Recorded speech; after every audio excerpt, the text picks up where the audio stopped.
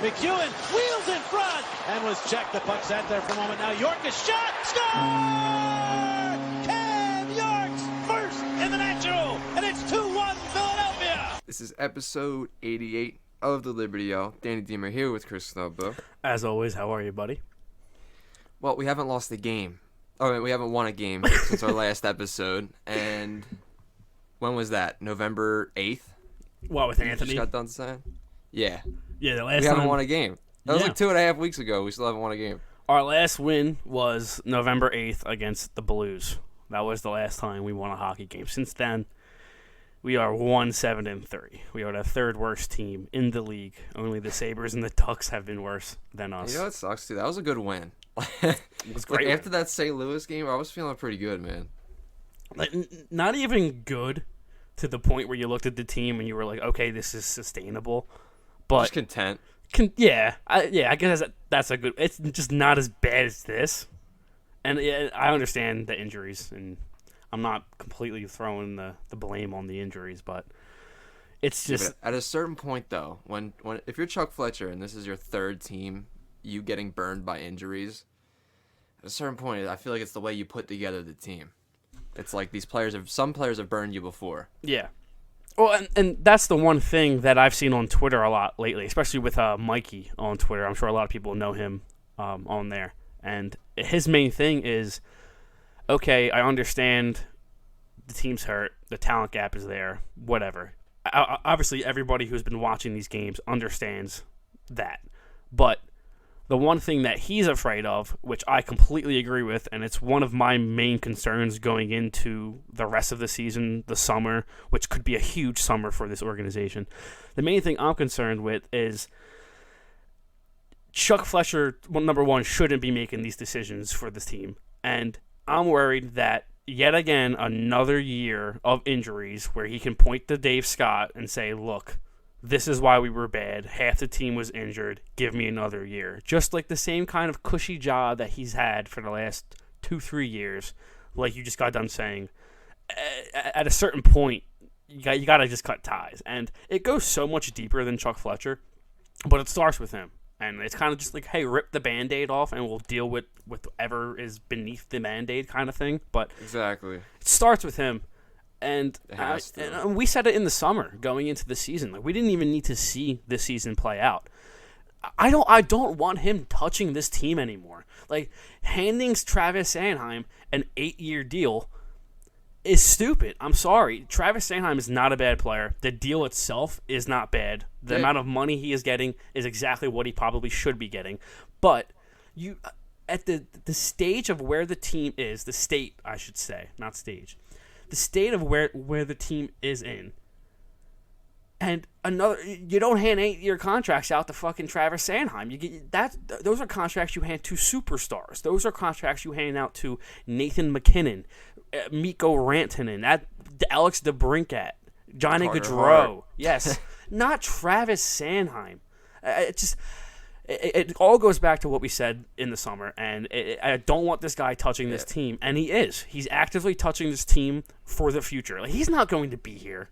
I just think it's really funny how, like, me and you spent the entire summer saying, well, they've paid so many defensemen, like, someone's going to be the odd man out. Mm-hmm. Like, otherwise we're just going to be the most overpaid, mediocre defense corps in the league. Someone's got to be the odd man out, and then they ended up just paying all of them. And Travis Sanheim, 8-year deal, I mean, that's insane. I mean, like you said, the deal's not bad. No. Like, I'm not bitching about the deal. Like, I'm not saying, like, oh, he's overpaid, or, like, blah, blah. I'm just saying, like, we're not in the spot to give out an 8-year deal, especially when we have so much money wrapped in our back end already. Mm-hmm. Like, it's incredibly mediocre for the money we have wrapped up in it. Like, if you look at the money some of these players are paid and the spot this team is in, it doesn't add up. And that's a product of the general manager. That comes down to Chuck Fletcher tried to win. Like, he just was so bad at it that he got forced into this rebuild scenario. He's so bad at recognizing when to let go of players, when not to, when to extend players, when not to, that he's in this forcible rebuild in spite of him. Like, he tried to win. He got Tortorella, he got D'Angelo. He did everything possible to not get Bedard, to be in the middle. Yeah, I mean, we said it before the season started. The direction of where the team was going and the direction of where Chuck was going never made sense. It never added up. nothing ever correlated. It never made sense. And I don't know if some people thought with the season starting and John Tortorella being the coach that would like quickly disappear. But I mean, it's popping right back up around Thanksgiving. It's almost Christmas in about 25 days. It's a very big problem with this team, and it's one of the main. Like the defense total right now, if you're not even counting Ryan Ellis, has $24 million wrapped up into it, and that's a defense of Ivan Provorov, Rasmus Ristolainen, Tony, Travis Sanheim, Braun, Sealer, and then Zamula. That's all of them. Dude, I know people have tried to tell me from the start, and maybe I was like a little trying to downplay it a bit, but that Ristolainen thing is terrible. What, just the deal? whole process of acquiring him from a first round pick and then re-upping him to another contract. It's like shit like that is why Chuck should be gone. Yeah. Because the direction we're in now doesn't fit what he was even trying to do. That's just another example of what Chuck is doing didn't line up with where the organization was going. It's exactly what I just got done saying 2 minutes ago. It never added up. Like the Risto, like if you look at the Risto deal itself, many teams were willing to give up a first. I don't really care about that first, especially in a draft that was not very good. Re-signing him, I don't mind the re-sign itself. He's a little bit overpaid by probably $1 million. Am I going to sit here and bitch about $1 million? No. But me and you both agreed last year around trade deadline that we would have shipped him away for whatever he could have gotten back. It just all goes back to the fact that they're doing stuff to this roster now that doesn't line up with the realistic expectation is. Like signing you know what I mean? Sanheim, do you know how much of a slap in the face it is to a fan base to sign Tony DeAngelo and then Travis Sanheim to an 8-year deal after you just got done bitching to us that you couldn't bring in Goudreau, who was big? Like, do you understand the optics of it? Like, I don't care like the inner workings of it, if it made sense at the time or not. Like, do you understand the optics of that? Like, to a casual fan per se in Philadelphia, like you just look like a laughing stock of an organization. You really do. Not even the whole you couldn't sign Gaudreau, but you did that with Sanheim deal. You're adding to a team that sucks. You're not subtracting. You're adding. You're doubling down on a team or a defense, I should say, because we're talking about the Sanheim deal, that fucking sucks. Travis Sanheim is an okay player. He is number 3, number 4 on a really good team. On our team, he's a good number 3. Travis Sanheim is mediocre as fuck. Rasmus Ristolainen is a third pairing defenseman. Tony DeAngelo is a really, really, really good second pairing defenseman. He's not a first pairing defenseman. The only guy who's playing in like the right spot right now is Ivan Provorov. Even Justin Braun is playing on the second pair right now, and he's playing out of place. It's just, you're doubling down on a team and a defense that isn't good. That's what gets me. You're spending money on a defense that you don't know what that defense is going to look like in a year or two. And another step, like that's a defense that Ron Hextall built. He didn't even build that. Where's this weird ass loyalty to the Hextall draftees? Yeah, like I don't understand it. You know what I think it is actually? I think Chuck Fletcher, because of what happened with the Wild signing Parise and Suter, those two massive anchor deals, that he became too gun shy in a way. He was like, nah, I can't go out and get the big fish because that's gonna tank us. So I'm just gonna get the $5 million guy. I'm gonna get the $6 million guy the next offseason, and then another $5 million guy to a point where it just added up to the point where you just have like Cam Atkinson's like your best player. That's what the end result of that is. Which, I mean, is sad. If they really, really, really get down to it. It's really, really sad. Yeah. The fact like that... I haven't seen Sean Couturier in 2 years, but like when he's there, sure. Yeah, another 8-year deal we handed out, and the guy hasn't even played like a minute since that deal's kicked in. They showed him in the press box during, I don't know if it was the last game or the game before that, with like Konechny and Lawton and like the entire fucking forward group. And I was just like, holy shit. Like, I haven't seen Couturier's face in like 2 years, dude. It's good to see that he's fucking alive. I was like, he's still a flyer. Jesus Christ. Jesus. But, it's hard for me to be I'm void of any criticisms. Like, I can't really like sit here and criticize anyone. Like, especially like Tortorella. Like what the fuck can I say? Like, oh no, he's just like 10-game losing streak. We were told we weren't going to have that. I mean, look at the goddamn lineup. You know what I'm saying? Like, it's really like, there's no expectations. It is a complete tire fire. If anything, if he could just get some young guys to not be like a shell of themselves confidence-wise, I think that's a miracle at this point. Yeah, I mean, like, that's the thing that me, Derek, and Chris Mayer were kind of going back and forth in the group chat this morning about, because like they were kind of complaining about the fact that they weren't complaining about Torts and what he's done with the team itself, because they're obviously looking around and they realize that the team sucks and he really cannot do anything about that. But I mean, their frustration with him is like the fact that he's what's the word I'm looking for? That he's like, some of these kids, and especially it's Frost that they're talking about. He's like stripped them down of their confidence and like hasn't really boosted any of these kids with confidence except for like Tippett and Cates. And I'm like, I mean, Frost has been playing on the top line for the last 2 weeks. Like, I mean, and Frost didn't deserve to be playing top line minutes when he wasn't playing. Like, Torts, I think he's handled the kids fine. Like, York didn't deserve to make the team out of camp. Does he deserve to be on the team now? Yeah, absolutely. That's a Chuck Fletcher thing. It's not on John Tortorella to be like, yo, he's lighting it up in the Phantoms, bring him up. Like that's a Chuck Fletcher and Flair go to him and like, yeah, we think he's ready. What do you think?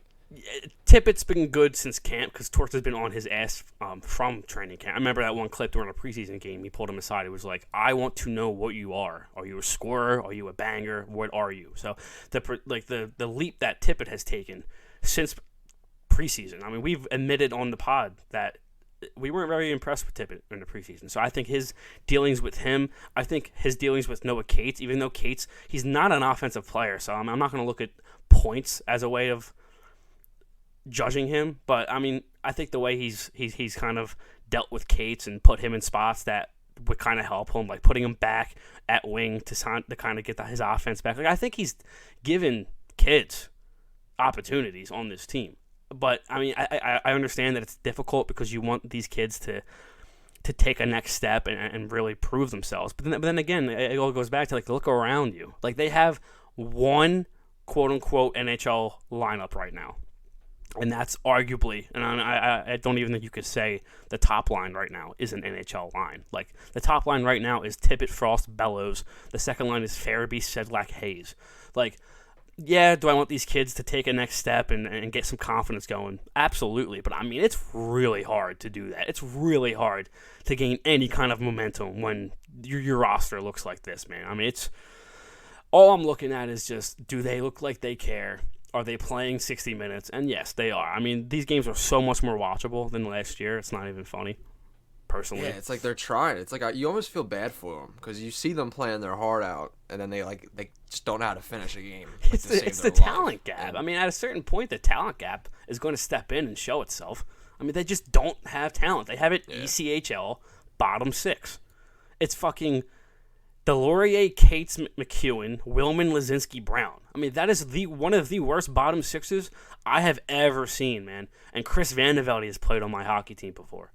Like, it's tough. It's tough because I agree. Would I like to see Frost, Tippett, Bellows, and Farabee all kind of take off and gain some confidence? Absolutely, but I think it's just an extremely hard environment to do that in right now. Just maybe wait till these guys come back. Like, hey, maybe let's wait till Atkinson and JVR and Lawton and Konechny come back, and maybe hopefully Frost is playing with like Tippett and Konechny or something like that. Like, okay, then I'll be like, okay, these kids need to take the next step and really start producing. But I mean, right now, I mean, it's tough. It's tough for me to criticize anybody but Chuck Fletcher. Definitely not Torts, but yeah, for me with the young guys, like it really is about just getting the reps, getting comfortable, just to see, like, get a body of work under you to get comfortable. Like for Morgan Frost, for instance, like playing on the first line, like you said, the team's already stripped of skill as it is. So, like, I mean, they're going to get the worst matchup possible. Yeah, like he's getting other teams' best top-line players with fucking get the Bellows. worst matchup possible. And he still looks good at times. I just think it's about getting reps. Like, I don't think you can overreact to 21, 22 games of...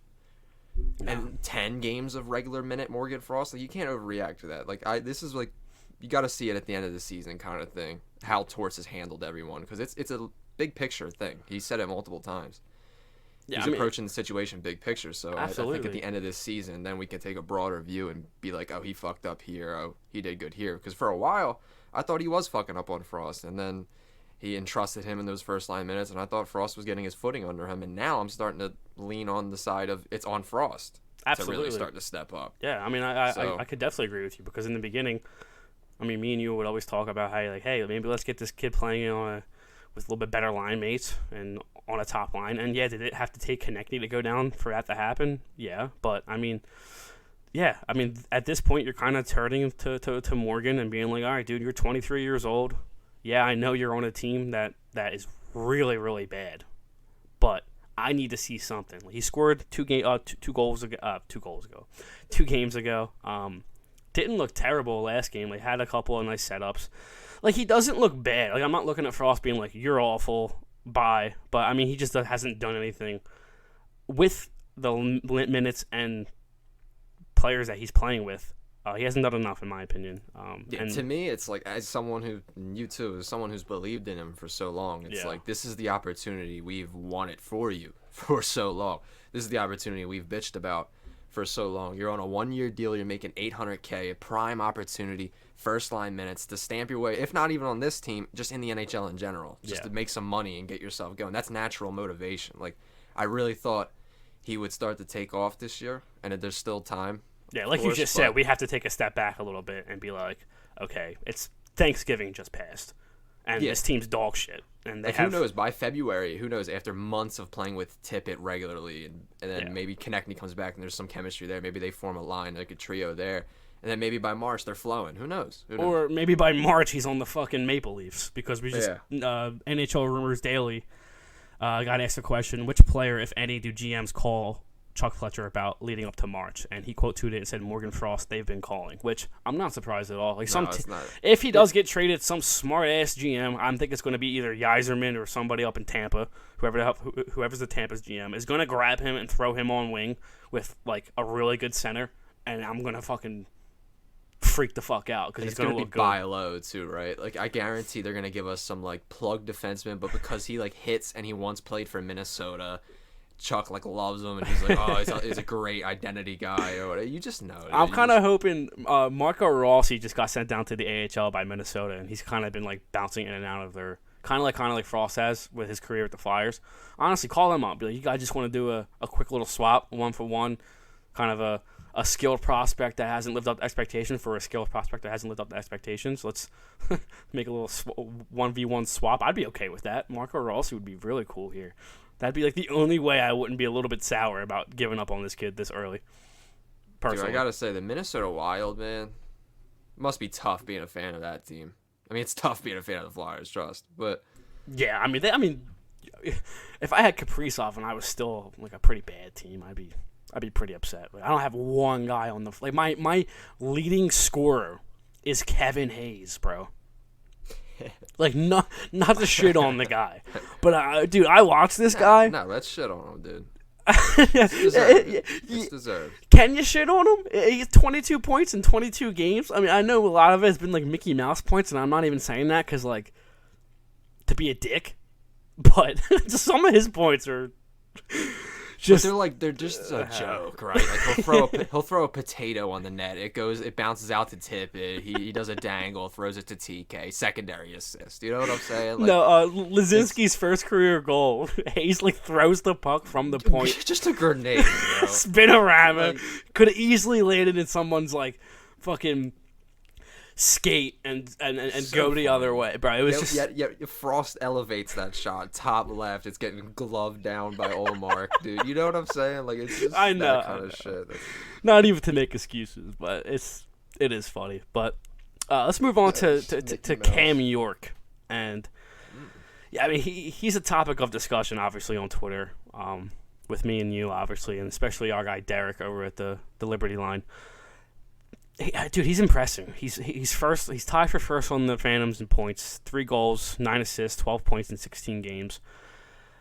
He's starting to get comfortable down there. He really is. And I don't know if they want to take the same route as they are with Forrester, because apparently they want Forrester down there all year. Can't do that with York. Yeah, at least that's how I feel. You can't do that with York. That's playing it way too safe. York was playing in a worse situation, NHL minutes, last year, and he was looking fine. Like, he was progressing. He was getting reps. I was enjoying watching him. He would be just fine up here. He really would. And I understand that Nick Sealer has been playing well, hasn't been out on the ice for a 5v5 goal yet this season, which is awesome. Okay, why the fuck is he playing? Seriously, like take a big step back and look around, guys. Like Chuck, let's take a huge step back and look where the fuck we are. Look who's playing on our team right now. And you're telling me that Nick Sealer playing in the NHL right now is better for Cam York than Cam York being in the NHL and playing every day? You telling me that? And I understand he's down there getting first pair minutes, playing on the power play. Yeah, the Phantoms are good too, right? They're okay. But we want, this year, everybody agreed what this year was for.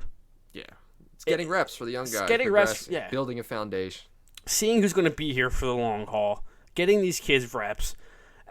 I'm not saying he has to be up now, but I mean we have to start looking at calling him up soon. It's 10 games overdue. Yeah, I'll say it. It's 10 games overdue. It should have been done game 10. Game 12. I just don't I understand Sealer's playing well. It shouldn't have taken until Christmas. Like when he was sent down, I was under the impression that it was going to be just a little kick in the ass like the Farabee thing. Mm-hmm. And much like Farabee, he had that moment where it was like, oh, I'm here. It was, and to me, it was the wave against Montreal. Like when he that kid was flowing that game, and when he did that, you could see the confidence like just oozing out of him. He was NHL ready at that point. So it is bothering me. It really is, game by game, especially as I'm watching like Braun take a puck to the leg, and he's like out for a period, but then comes back in the third. And like D'Angelo's having a little bit of injury issues now, and it's like, I mean, we can give someone like a seat and just put York in. We really could. Like, I mean, and my thing is, it's not like you're battling for a playoff spot. So Nick Sealer playing well is better for the actual team and winning.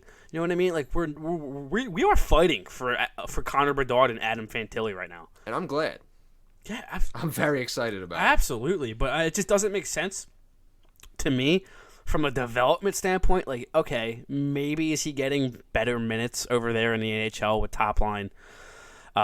He's playing with, like, Belpedio, I think.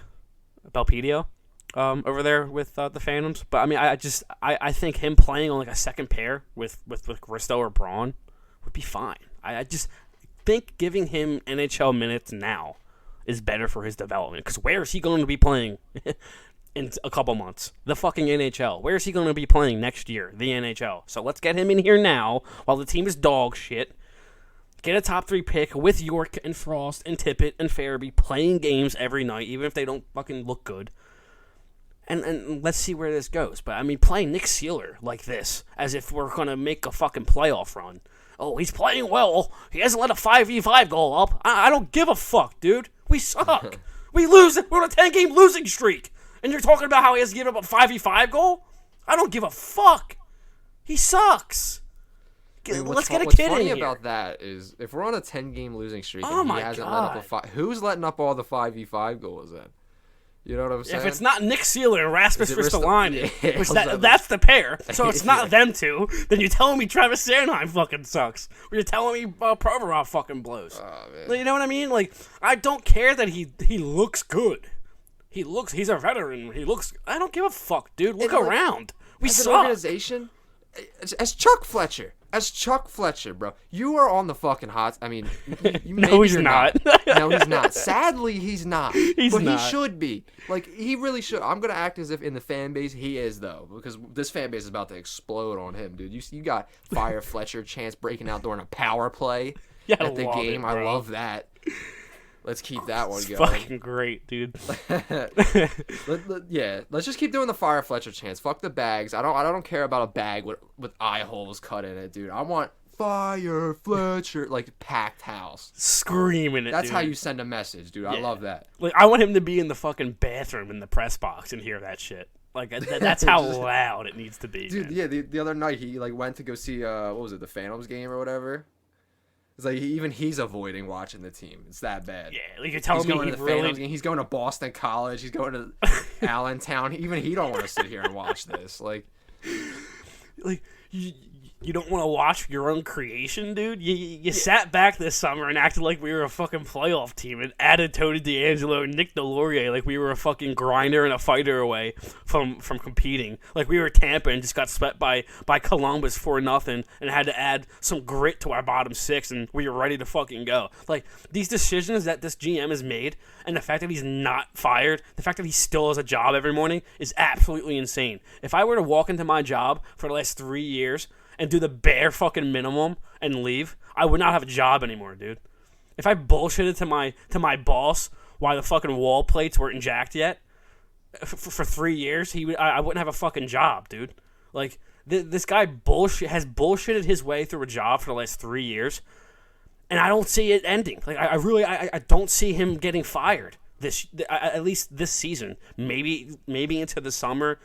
The front office looks around and they're like, okay, maybe we just need to clean house and a clean slate and get rid of everybody. But like even then, I genuinely do not think he's on the hot seat, which is insane to say right now. But I genuinely do not think this guy is on the hot seat whatsoever. I think this injury shit is going to save him again, and I'm going to lose my fucking mind. I'm going to have to scream into a pillow. I really am, dude. It's insane. The fact that this guy still has a job. I don't want what I was saying with Cam York, like. Cam York was his first guy that he drafted, and I feel like he should be on the hot seat. So at a certain point, man, it's like, and he traded back, right? He lost the opportunity to get Cole Caulfield, and then picked Cam York. So like, dude, what is the hesitation with giving Cam York some run here? That's a good point too. Like, you would think he would want to show off his first pick, right? Yeah. Like, hey. Especially with all the hate, or like the narrative in the Fire, Fletcher, like you would think he's on, like theoretically, you would think he's on the hot seat. I mean, like the fact that he's not is a bigger problem in itself, but he should be on the hot seat. Like everything would point to being on the hot seat, and that was his first guy, and it was a bold move to trade back. I just don't understand the hesitation. You would think he would want him in there. Absolutely. I mean, that's exactly what I was just going to say. I mean, if it was me, and if I was in Chuck Fletcher's shoes right now, and knowing the backlash that I get on Twitter every day, or Facebook, or Instagram, or any of these social media outlets, personally, I'd be like, call this kid up now. Hopefully he looks good so I can turn around and kind of be like, hey, guys, calm down a little bit. I drafted this kid. Hey, guys, calm down a little bit. I drafted Cutter Gauthier. Hey, guys, I drafted Forrester. You know what I mean? Like, you would think he'd want to do that. But, I mean, like, I can see why he doesn't call Forrester up. Because, I mean, they do want him to stay down there and play all year because of the games that he's missed the last 2 years with his shoulder injuries. I get that. I have zero problem with him staying down there all year and scoring. Like, I really don't have a problem. But it's different with York, in my opinion. York's ready. York, like you said, he played on his offside with Provorov last year in a worse situation with a worse coach and looked good. And at this point, I think for his development, it would be better for him to see NHL time. That's what I think. But again, Chuck Fletcher needs to go, bro. To me, it's more terrible optics. Like if you look at Chuck Fletcher big picture, like the optics of it are so bad. It's like you almost can't believe he's still here. It's like, so he wants to win now in the Giroux era, and he shanks it miserably. He signs the Kevin Hayes deal. At that time, JVR was still producing, and maybe you still would have had to, it would have been a cap dump, but it wouldn't have been like it was last offseason where guys are trying to run you for your 2023 pick. Like they want the whole damn Brinks truck for JV. You know what I'm saying? Yeah, dude, the entire NHL did that Stephen A. Smith meme to Chuck Fletcher this summer. Like the entire NHL knew what he wanted to do and offload JVR and sign Johnny, and they all were like, "Nah, like you suck, and we're not helping you out." That's basically what happened. So he goes to ownership. I can't get Johnny Gaudreau because of cap space. Cool, that we're gonna lose that PR battle, but he gets D'Angelo $5 million. Sweet. Just like 5 days before that. Yeah, no, the day after the draft. And then by puck drop, we have $30 million in dead money, like all dead, completely dead. Don't forget the Sanheim contract by puck drop. 20 minutes before puck drop. Yeah, and he drops an 8-year deal. Travis Sanheim. After we get done saying that if there's any hope of salvaging the defense long term, there has to be an odd man out. There has to be a revolving door somewhere. And there still could be. Yeah, maybe. But like maybe, but it gets harder. It does, and me and you have talked about it with Ristolainen and the money, the picks that they traded to get him, and the money they spent to retain him. It's crazy. They're not going to trade him, right? Because of the money, and like that would make them look stupid. I mean, they are stupid. Don't get me wrong, but like you would think they don't want to look stupid. So if they're like, we just traded this for Risto, and then gave him this extension, they're not going to trade him. So. Does the same go for Travis Sanheim? Like, they just handed him an 8-year deal. They're going to turn around the next year and ship him? You know what I mean? Like, I don't think they want to look bad, even though, they do look bad willingly. But, dude, I'm like, is it Provorov? Is he the op? If it's Provorov, it better not. I will not watch this team anymore, yeah, dude. I was say, if anything, like, it's kind of getting cemented more and more to me that, like, Provy's kind of the one I want to keep. Oh no, I don't even think it's a debate. I mean, there were certain times last year where I was very unhappy with this guy, but I don't think there's any point in time where I was like trade him for a bag of pucks. DeMarco had a good point, dude. When the chips are down, that he's just a dog. Yeah, he was the best player outside of Hart in the bubble in the fucking. Anytime it matters, like I guarantee, like even if this scrub ass version of the Flyers like had some chance to squeak in, like it was like a game in March to get within like 2 points, he's having a demon game. He's just that kind of guy. Do you know what I'm doing, Danny? And I've been saying this for about 3 fucking years, and I'm honestly kind of going crazy saying it. I'm taking Travis Sanheim, and I'm calling fucking Kyle Dubas, and I'm saying we're going to work out a deal. You're going to take Travis, and I'm going to take one of your skilled forwards. Let's do something. Is it Nylander? I don't know. See, Dubas is really hesitant to get rid of his guys, though. I know he is, but I think after this year, they're not going to do anything. I think they're going to do the exact same thing that they've done. I think he's going to be forced to get rid of one of those guys, and I think it's going to be Nylander. So I mean, I would try to dangle Sanheim for him or anybody of that kind of skill set, like 1-for-1 hockey trade, like you did with Voracek and Atkinson with Sanheim. And that's what I would do because I mean. That left side gets really tricky next year. I mean, is it going to be Provorov, Sanheim, York, or is it going to be Provorov, York, Zamula on the left side? Like, there are so many ways that you can go. You got Andrea fucking chomping at the bit. I mean, he'll be probably in the NHL in 2-3 years. So, I mean, there's so many decisions that they have to make that we have been talking about for so long. And, we just got done saying. We just don't want Chuck being that guy. No, and they're doubling down on it. And that's the scary thing. Like, they're doubling down on all of these contracts. Like, the only person that's up soon is fucking Justin Braun, and he's on a 1-year deal. Like, Taylor DeAngelo contract ends in 2024, 2025, and then Provorov is the next one. Like, it's not good. Like, they have a lot of decisions to make on that back end, and I don't think they realize how soon it has to be made. It has to be made soon. Like, you can't keep doubling down on this shitty defense, dude. It's the same fucking defense every year, man. Travis Sanheim is afraid of his own shadow. He got thrown down from behind. He was behind the net. I don't know if he fell or just got, like, thrown down by a player that was smaller than him. But thrown down, taken completely out of the play, and then they scored. I mean, I can't stand him. He's an okay hockey player. And I must say, it's now or never on Kevin Hayes. You are never going to get a start like this out of Kevin Hayes again.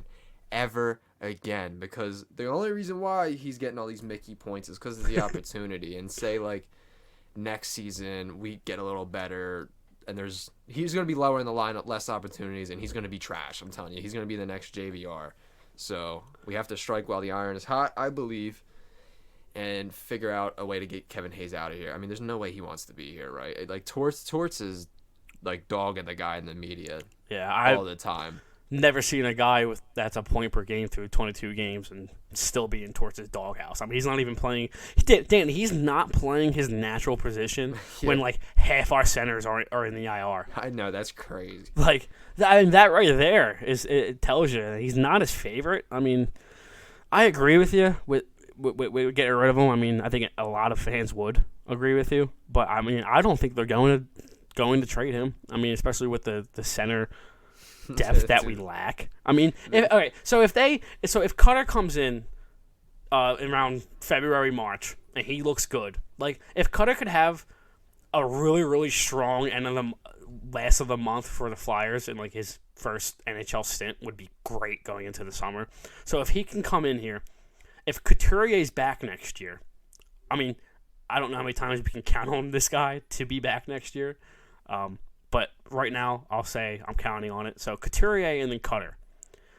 If we get a top 5 pick,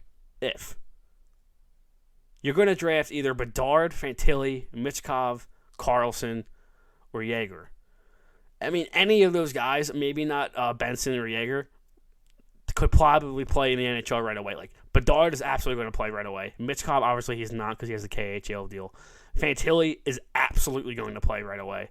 And Carlson will play right away. So if we draft any of those guys, you have Couturier, Cutter, and then one of those guys down the middle, which could be really, really nice. So, I mean, you do have a point. I mean, as soon as next year, they could have depth at the center position. So, I mean, maybe looking at a just trade. like that, there's no Mickey points for Hayes. Yeah, that's what I'm saying. An anchor. Or does he just get moved to the wing?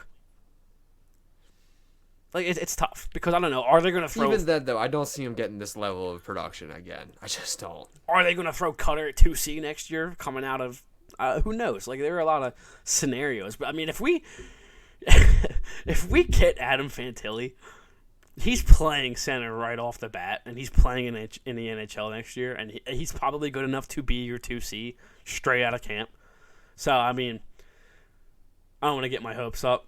Get your hopes up. No, I don't want to get disappointed. We are fucking terrible, Chris. We are terrible.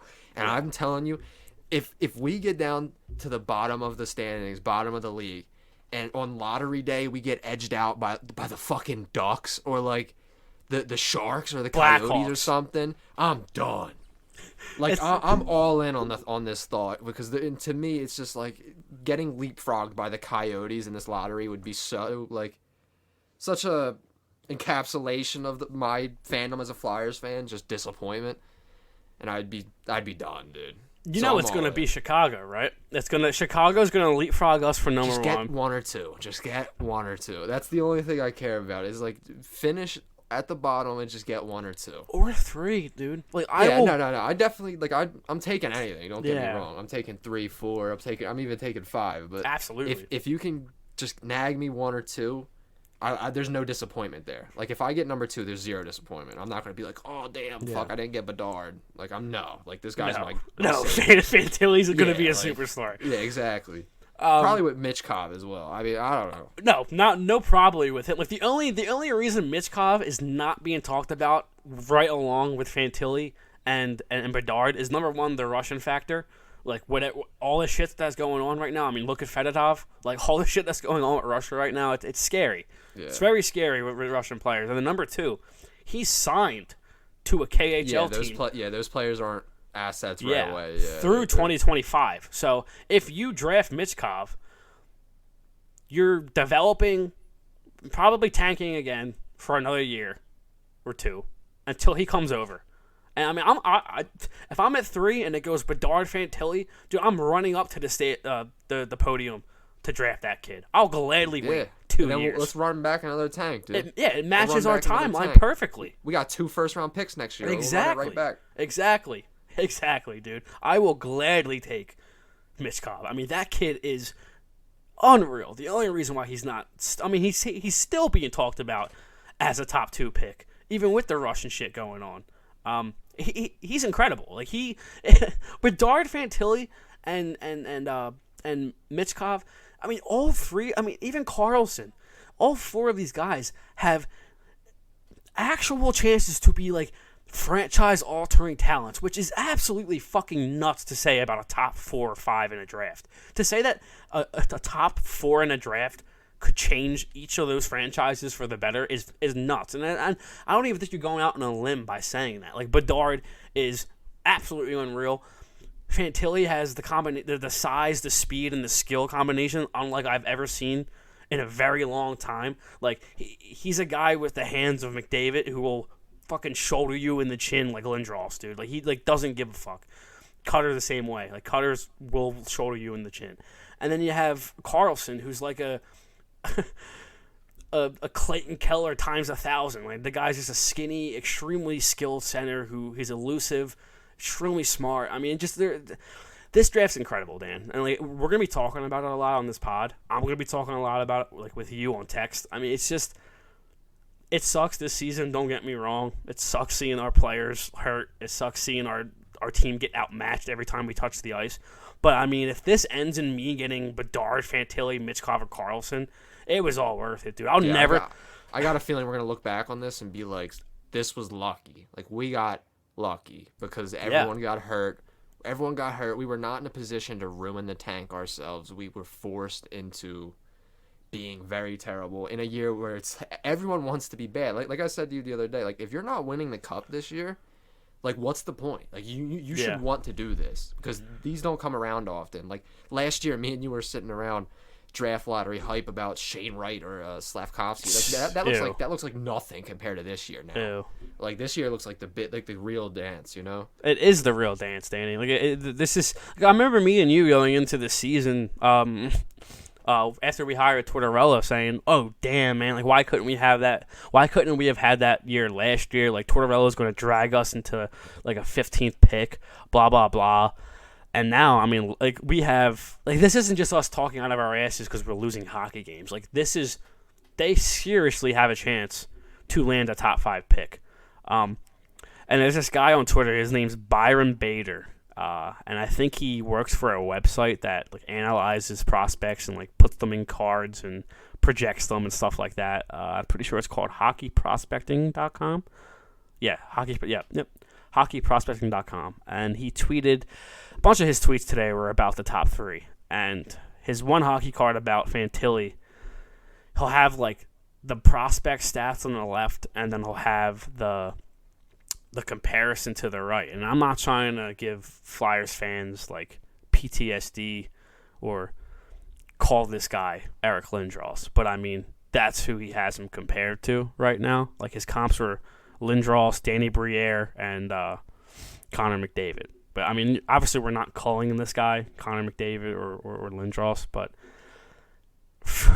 the comments on all of the he tweeted Bedards and he tweeted Fantilli's, and the reason why I texted you this morning about like, dude, I need a top 5 pick is just reading through the replies of all these people from all these other different teams. Like I have like Habs fans and Ducks fans being like, oh my God, can we just lose? Can we please just lose? Like, is Adam Fantilli the next Jack Eichel times 100?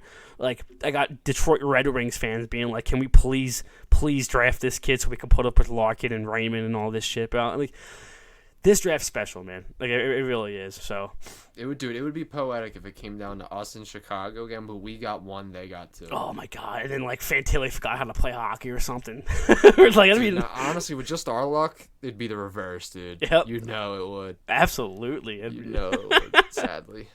No, but like I think I said it. I almost want to, bro. Like.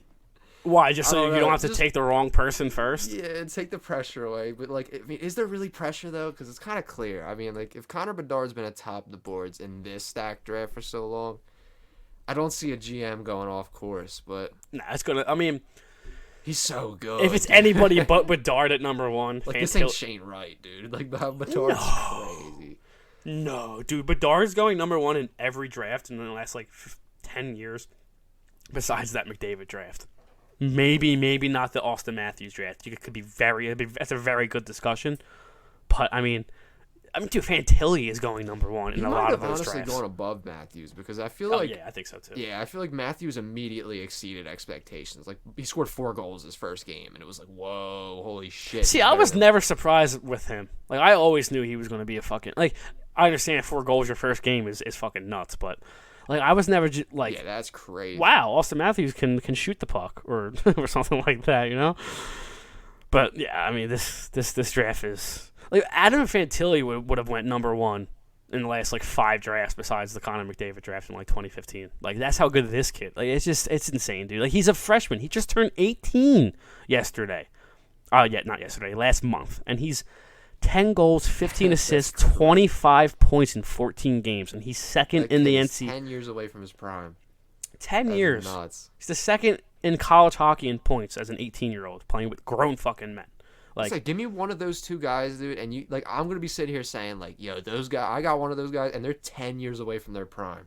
Like I'm gonna watch them tear up the league at 22, 25, 28. Like that's what I want so bad. My focus automatically shifts to who's my GM though, because I mean when we talked about it in the group chat, how many times does not matter if you draft a superstar and have him on your team.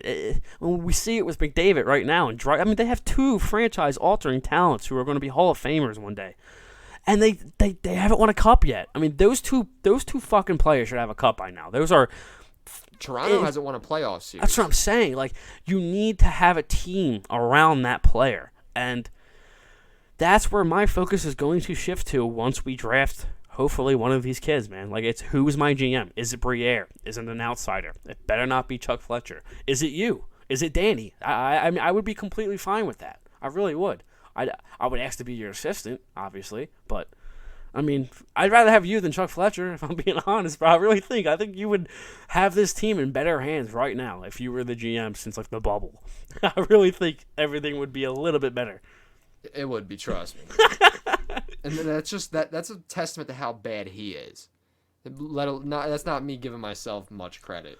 Yeah, well, you have obviously no idea how to GM a fucking hockey team. Like I got no connections. Like I'm gonna be calling those GMs like anxious as hell. Like I'm not even gonna know how to like start that. But it will be better though.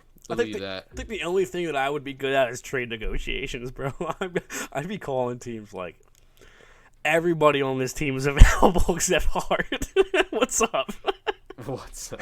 I don't give a fuck, dude. Contract negotiations too, dude. Like, yeah. I don't know. It's easy, it's obviously easier said than done, but like, dude, how the Bruins did it is the way to do it. You gotta get your best guy to take a pay cut, and then you use that at every negotiation. Yeah. You go, yeah, well, the best guy took a pay cut, so like, What the fuck are you expendable doing? if you want to get paid? I mean, if I was the GM, I would have laughed at fucking Travis Sanheim's camp. Well, yeah, we won 8 years. Yeah, all right, cuz you're not getting 8 years from me. That's insane. I really thought like, and he signed multiple bridge deals leading up to that too. I really thought like it's so weird the way that shit played out to me. And hold up, like he got 6'2", which is probably around right where I would have probably paid him. It's probably overpaid, bro. Like, let's not cap here. Like, but like, he's probably overpaid. He didn't take less money to take long. Like, usually when you see that, you're like, oh, okay, you gave him two years extra. Maybe he takes a little. No, like that's classic Chuck Fletcher right there. Like when I saw that deal, bro, what was my tweet? I remember the video I posted. It was I don't know. It was like the video of that guy. He's like, wait a minute, and he's like having he's like passing out. Oh yeah, like, yeah. Wait a minute. Yeah.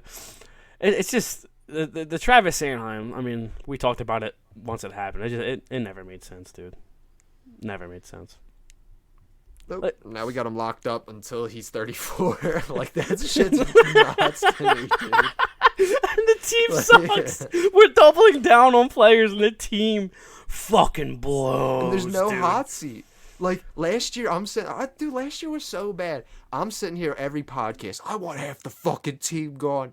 Like, and the fan base agreed with what we were saying. Like, we were so fed up of watching the same guys quit year after year, watching the same guys get injured year after year, the same bots gliding. And at the very least, I wanted just JVR going. Didn't care what it took, and like, look what I got in return. Danny, you pulled me aside last Thanksgiving while I'm at dinner. You tell me to come in the room. I need to talk to you, and you're like, Stumpo, listen. This time next year, you will be watching Max Willman again. I don't even know what I would say to you. Generally, I'm not trying to shit on this guy, but knowing I was gonna watch Max Willman a year from now, dude, I'd be like, who died on the team? Like, did half the team fucking like everybody, Chris? Did everybody like quit hockey and like just go home? Like Jackson Cates is on our second line, Chris. Yeah, dude, Nick Delorier is genuinely on my second line right now with fucking Zach McEwen, bro. Like, it's the craziest shit I have. It's genuinely one of the worst NHL lineups I think I've ever seen in my entire life, and I'm not exaggerating at all. Like, it's probably the worst I've seen. Like, Danny, at least in my fandom, I wasn't. I mean, if you think about it, like, people always talk about that 06, 07 terrible year. Or whatever, I was a fucking child. Yeah, exactly. I was a peanut, dude. Like, there was no way I was. Yeah. Like, remembering that. So this is the worst Flyers team I've ever seen, and I've seen a lot of bad Flyers teams. Like, the defense with Tony DeAngelo out. I mean, he's going to play tomorrow, according to Torts. But the defense in practice was Provorov, Rifto, Sanheim, Braun, Zamula, Sealer. Like, holy shit! I have to sit down and watch this every night, dude. It blows my mind how bad they are. Like we just got done saying it's a good thing with the draft, and obviously I hate rooting for losses. Not anymore. I'm kind of doing it willingly now. But no, I'm genuinely excited to lose games. Like when we went up 2-1 on the Islanders, I was like, "What the fuck?" Man? I was like, "Are we really about to win this one?" Then they scored 2 in 20, and I was at 2 in 20 seconds. I was like, "All right, we back." Yeah, I was like, "There we go." There we go. Is there anything you want to talk about real quick? I don't think we talked about the Phantoms and what they've been doing recently. Tyson Forster, he's tied for first on that team with 12 points as well. Like it's crazy. York and Forster have the same amount of points. Desnoyers kind of starting to turn it on. He's got 9 points. Like I'll say this, like in regards to Chuck Fletcher, if he had not sold us on that aggressive retool, I believe we can win bullshit. If that interview in March was like, yeah, I realize I fucked up, I'm gonna tear it down. It's gonna take some time and it's gonna be painful. But at the end result is going to be a successful, consistently successful hockey team. Then I would be looking at this season. I'd be like, perfect. Everything's going according to plan. But it's the fact that he spent to the cap and like, it's happening in spite of his words, in spite of his actions that pisses me off. It's if he did it intentionally, I might even be praising the guy. Like, let's say he like fleeced a couple teams for some assets. Maybe so we pick up McEwen on waiver wire and he ends up flipping him for a nice ad. Like shit like that in a tanking year. Yeah, I might even praise the guy, but it's happening in spite of him. That's what pisses me off.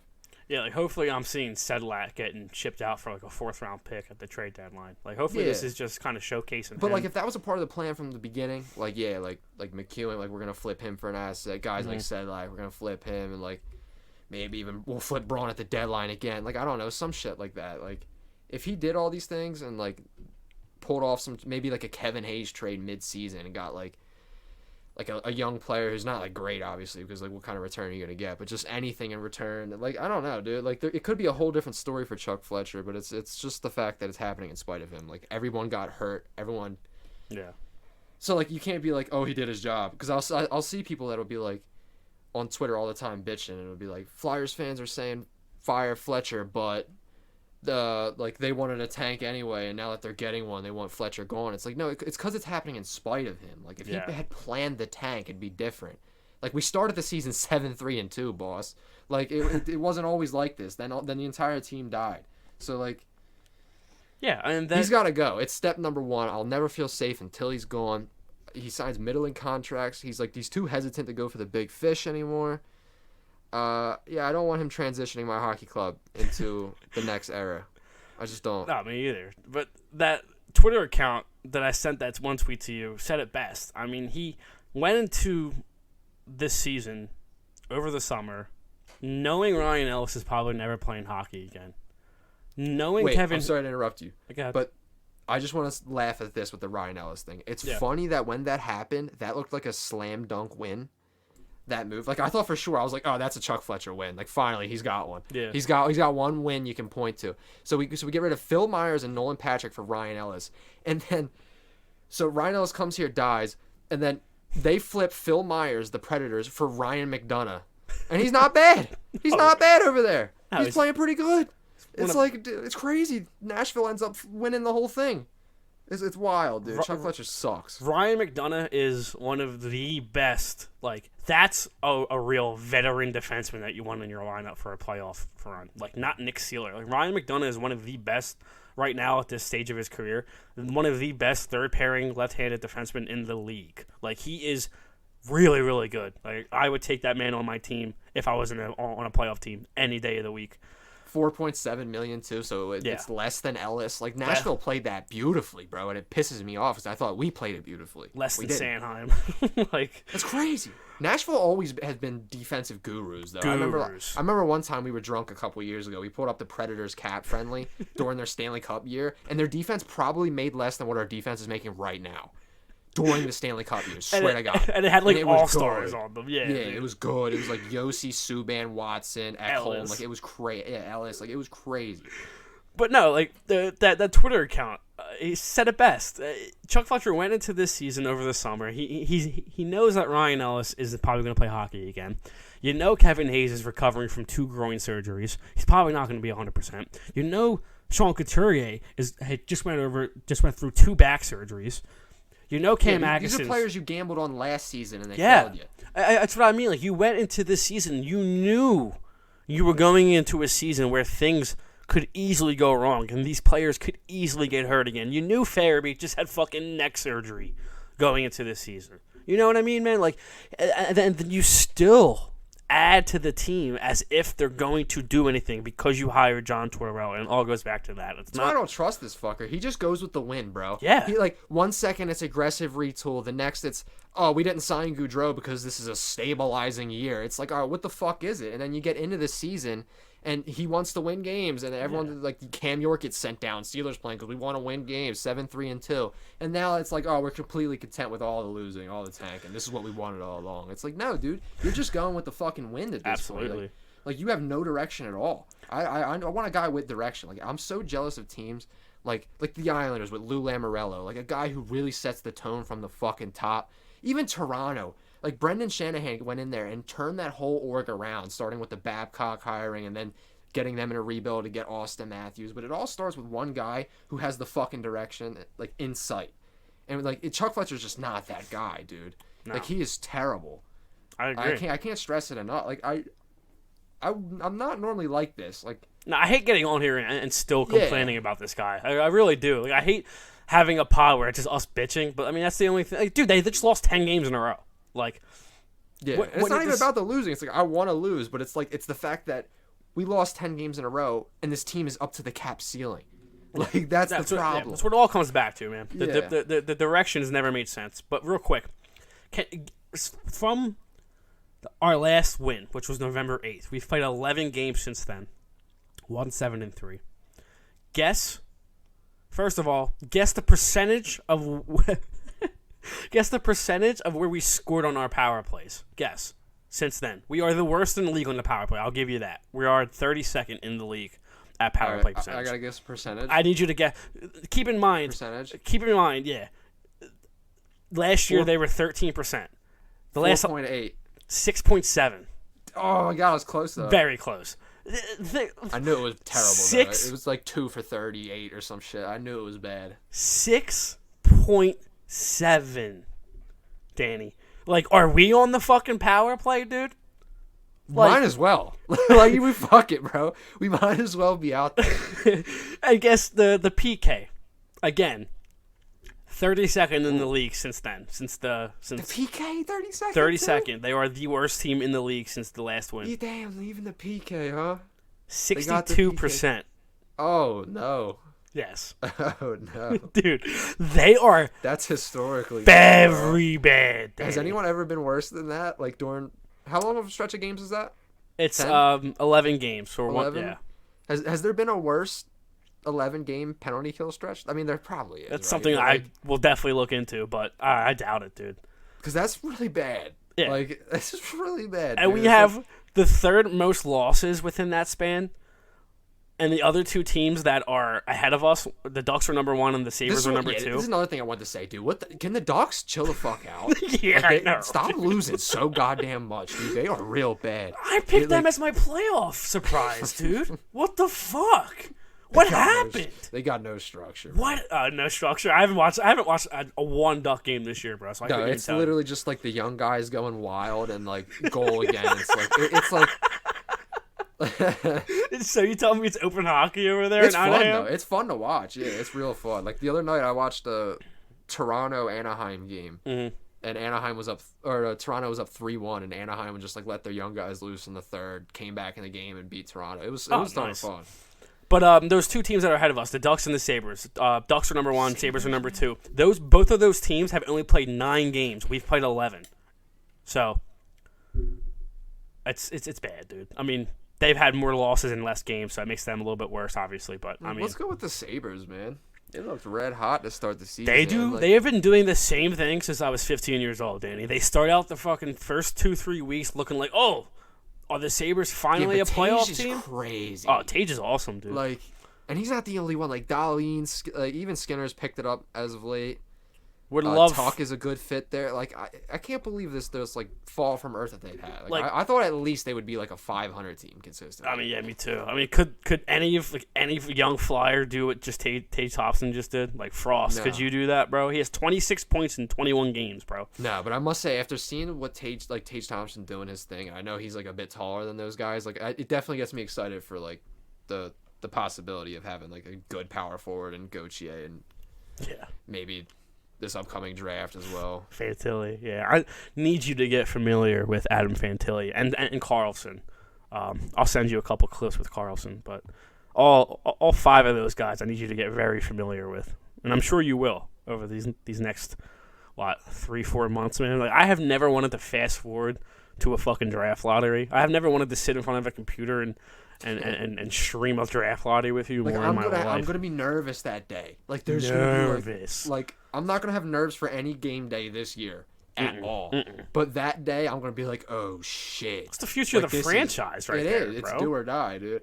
And I really feel like, and I mean, I'm not really one for conspiracy theories too often, but the NHL conveniently has big markets or East Coast markets win the draft lottery all the time. Like, the Coyotes have been the worst team in the league like my whole life, and I've never seen them get a number 1. So you just have to think they know that they need a revival of the Philly market. Like no one's probably watching. Like, no one's going to games. It's not what it used to be, and they know what it's like when it's popping, when it's good. They'll give us that opportunity. If we put in the work, if we lay the groundwork to lose and we get in the bottom 5, 4, 3, we're not going to get bounced out. At the very least, we won't get bounced out.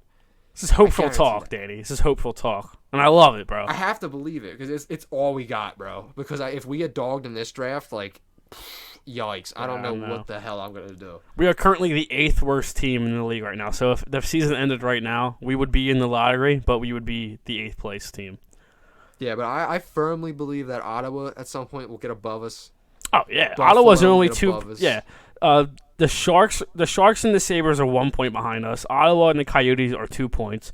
Blackhawks 3 points. Blue Jackets 4 points, and then the Ducks are 7 points. No, 6 points. We're just fine. Yeah. We're just 7-3-2 to 7-10-5. That is now imagine where we would be if we didn't start out so well. Like, if Hart didn't stand on his fucking head, and we're definitely the worst team in the league, dude.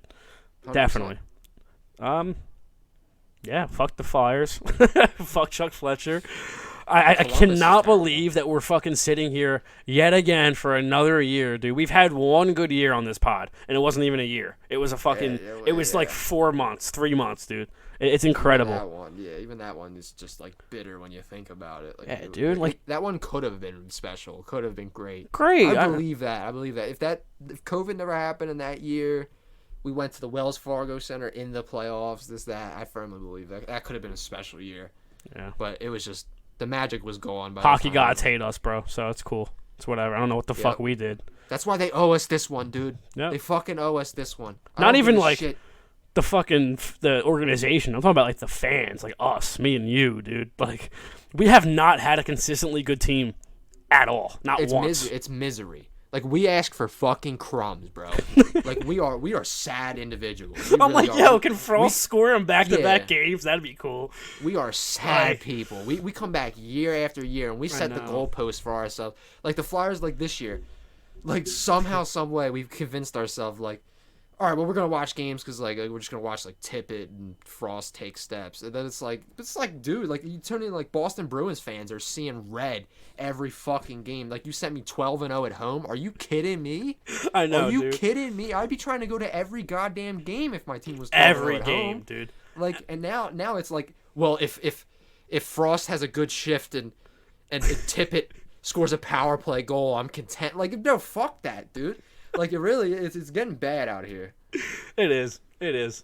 We'll have plenty of chances to scream about this team probably next week. So we'll endure it this season. This is the one season, because I accepted it in the summer.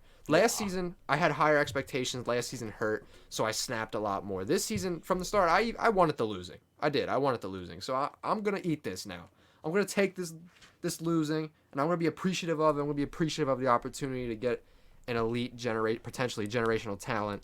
Which is crazy to say, because we have never had that guy yet. Never had it. Dude, like imagine it. That's what I'm saying, dude. Who's going to be Wednesday my guy? Night, TNT, Flyers, Penguins, Bedard, Crosby. Like, bro, it writes itself.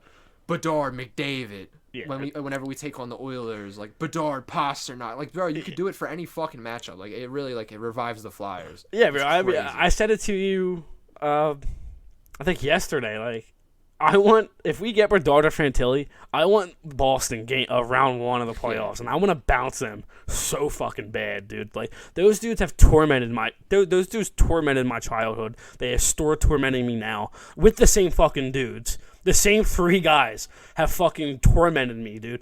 Bergeron, Krejci, and Marchand have fucking given me nightmares since I was like 11 years old, bro. Like, those guys need to get bounced. Pasternak needs to leave next year in free agency, and we need to bounce them with Cutter and Bedard, dude. Like, it needs to happen. This is what you need to give the Flyers fan base, though. Like just getting Bedard. Like, me and you are sitting here talking about our revenge tour the whole fucking league. You need the Flyers fans to have that grit back. That's what I'm saying. Because we've been laughing at the team for 6-7 years.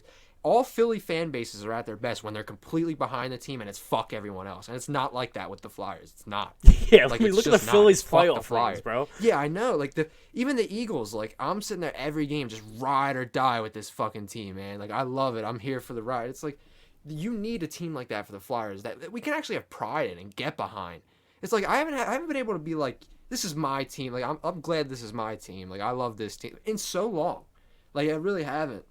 Nah. It's annoying especially when you see these other organizations do it year after year after year and never falter. And even when they have a down year, they fucking use that to their advantage. They get a half decent pick, they play it beautifully, and they're right back in the mix. Like, it's, and we don't Perfectly do anything. It's for us getting an 8th seed has been hard since 2013 for us. Like, we can't do it. We just can't do it. We can never have a season where we're convincingly in the playoffs. That's why 2020 was such a fond season for us and for like people like Mayer, for instance. Like, that's why that's such a fun season, because that was the first season where we actually had some cushion in like 12 years where we weren't clawing from behind in 12 years. Like, it's crazy. Boston has a player in DeBrusk asked for a trade like a year or 2 years ago. Snaps last year, takes the trade request back, and now he's like a cornerstone guy there. Like, it's just because players want to stay there, dude. They love it there. Like, they want to win. Taylor Hall fucking takes a pay cut. They want to win there. I watched an interview with Patrice Bergeron on Sports. I was real down. I don't know why I did this. It was not too long ago, but I watched a Patrice Bergeron interview on Sportsnet. It was like a 20-minute one. Was it the Mitch Miller one? Because he handled that beautifully. Yeah, I think it was after the Mitch Miller thing. Yeah. And I just love the interview. Like, bro, like, he's awesome. He is dude. setting the standard. That fucking dude, the he's player, awesome, like dude. the leader on the ice. He is setting the standard. Like, it starts with him, and that's what I love about. Like, I admire that dude. I got nothing but respect for that dude. I hate him, but he's one of my favorite players in the league. Like, Patrice Bergeron, like, will go down as one of the best centers of all time. Like, two-way center. Like, he is a leader, like you just said, a great person. Handled that Mitch Miller thing beautifully. Don't know why their culture is so good. Yeah, dude. Because, like, first of all, I don't know why he was the one speaking on behalf of the fucking Boston Bruins organization when he wasn't the one who made that decision. But that's another fucking completely different pod. But he's just a good dude, a good leader, a very good hockey player.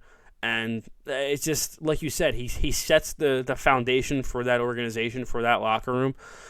And I'm jealous, dude. Like, I don't even know how else to say it. Those guys want to go to war for each other, man. Like they say in interviews with each other all the time, like, I want to get back out there for the boys. Like, I want to do it for the boys. And, like, they all want to go on one last playoff run. Like, the young guys want to go on a playoff run for the old guys because, like, Krejci came back and, like, Bergeron was threatening to retire. But they regrouped. And it's just a family-like feel where they're all pulling for each other. And it's like... Hopefully one day. Dude, yeah. But that takes so... That's decades, man. See, I don't even... Danny, it takes like 2-3 guys to set a culture. Like, it takes a Bergeron and a Marchand to, like, walk in a locker room and be saying, like, the level that they have it at right now. Like, obviously, we could make a good one in a shorter amount of time. But, like, to get that level of consistent success. Like you said, they've been daggering us since 2009. So like next year, if we can walk into next season with Cutter, Fantilli as our two like prime centers, Provorov and then Hart, like okay, those are four guys that I will gladly start a team around. Like those are four guys that you build a team from the ground up. Like how do you build a team?